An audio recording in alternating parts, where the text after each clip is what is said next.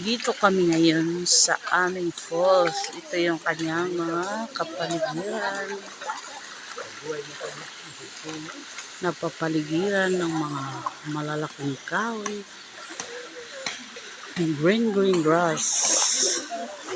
Of home.